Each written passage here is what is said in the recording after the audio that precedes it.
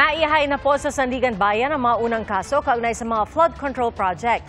Malversation through falsification at graft ang kinakaharap ni na dating Congressman Zaldico, mga opisyal ng DPWH Mimaropa at SunWest Corporation. Ayon sa Ombudsman, walang piyansa ang inirekomenda para sa isa sa mga kasong kinakaharap ni Nako. Saksi si Salima Refran.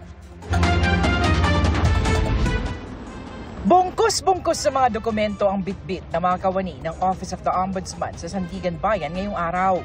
Para ito sa unang mga kasong inihain ng Ombudsman sa Sandigan Bayan kaugnay sa flood control projects. The Office of the Ombudsman announces today that we have issued a resolution finding probable cause to file criminal charges against former Congressman Elizalde Zaldico, several officials of the DPWH Region 4B, and the Board of Directors of SunWest Corporation as private respondents.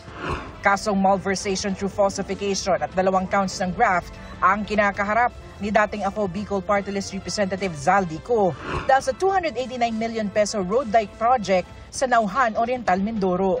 Kinontrata ito sa SunWest Incorporated kung saan founder at tinuturong beneficial owner si Ko.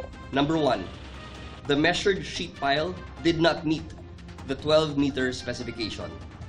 The material was substandard. It is highly possible that all other sheet piles used in the project were also below specification. And these findings point to a scheme that resulted in unwarranted benefits, technical falsification, and the misuse of public funds. Umalis si Ko sa bansa noong Hulyo para magpagamot, pero hindi na bumalik at kalaunay nagbitiw bilang kongresista. Noong preliminary investigation, pinili ng kampo ni Ko na hindi magsumite ng kontrasalaysay. Nauna nang sinabi ng Ombudsman na kailangan makapaglabas muna ng arrest warrant laban kay Ko bago hilinging makansela ang kanyang pasaporte. Kasunod ng pagsasampa ng mga kaso, iraraffle ang mga ito para malaman kung aling dibisyon ang hahawak sa mga kaso.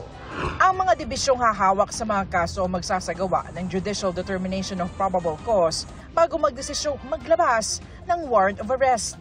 We also have filed a motion for urgent raffle of the cases and the immediate issuance of warrant of arrest and whole departure order because the amount malversed exceeds 8.8 million pesos, and in line with the law and jurisprudence, the panel of Ombudsman prosecutors has recommended no bail for the malversation charge.